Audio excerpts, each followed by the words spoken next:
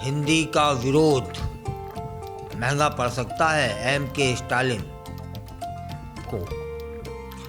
उनके विरोध के खिलाफ तमिलनाडु के अंदर तेजी से आवाज उठने लगी है। बड़ी बड़ी IT कंपनियां उनके विरोध में खड़ी हो रही हैं। जोहो के जो संस्थापक हैं श्रीधर बेम्बू ने तमिलनाडु के युवाओं से कहा है कि हिंदी सीखो। इसके साथ ही उन्होंने इसे राजनीति से दूर रखने का भी अनुरोध किया है कि हिंदी सीखना, हिंदी बोलना, हिंदी पढ़ना, इसमें राजनीति नहीं होनी चाहिए, जो कि कुछ लोग कर रहे हैं। एक्स पर अंग्रेजी में उन्होंने लिखा, अंत में उन्होंने क्या लिखा, आइए हिंदी सीखें। उन्होंने अपील की और उस अपील के माध्यम से बिल्कुल स्पष्ट कर दिया कि तमिलनाडु अब हिंदी विरोध की राजनीति से बहुत आगे निकल चुका है। श्रीधर बेम्बू ने अपनी पोस्ट में कहा कि उनकी कंपनी में काम करने वाले तमिलनाडु के युवाओं को हिंदी न जानने की वजह से दिक्कतों का सामना करना पड़ता है।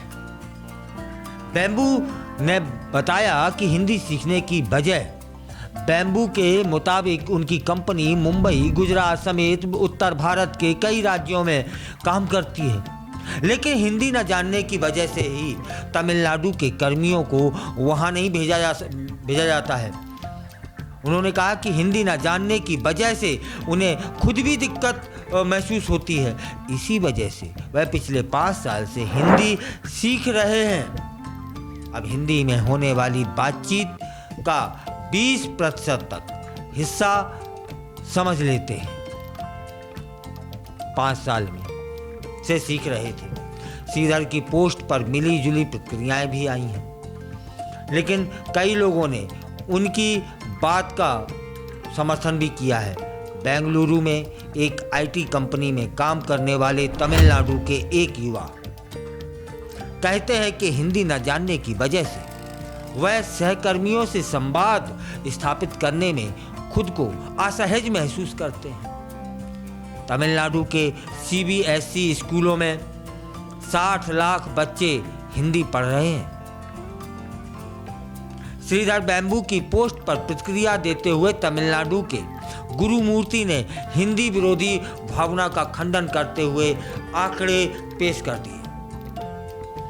गुरुमूर्ति कहते हैं कि तमिलनाडु के CBSE स्कूलों में 60 लाख बच्चे हिंदी पढ़ रहे हैं, सीख रहे हैं। इस तरह दक्षिण भारत हिंदी प्रचार सभा की परीक्षा में 5 लाख छात्र शामिल हुए थे।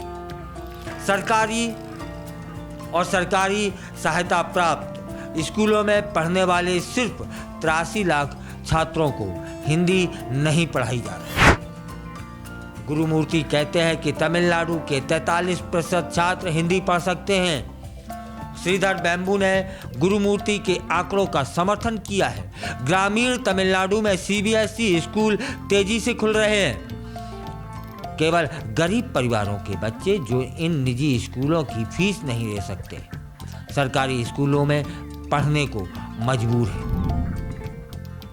1968 की तरह हिंदी विरोधी भावना को मुद्दा बनते न देख मुख्यमंत्री स्टालिन के सुर भी बदलने लगे हैं।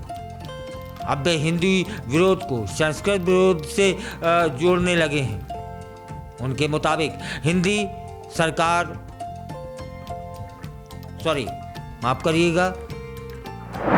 केंद्र सरकार हिंदी की आड़ में संस्कृत भाषा को थोपने की साजिश कर रही है, जबकि स्टालिन का विरोध हिंदी भाषा से शुरू हुआ था। इसका मतलब उनका जो विरोध है वह बेअसर रहा। लोगों ने उनका विरोध करना शुरू कर दिया, तब जाकर वे बैकफुट यू-टर्न ले रहे हैं।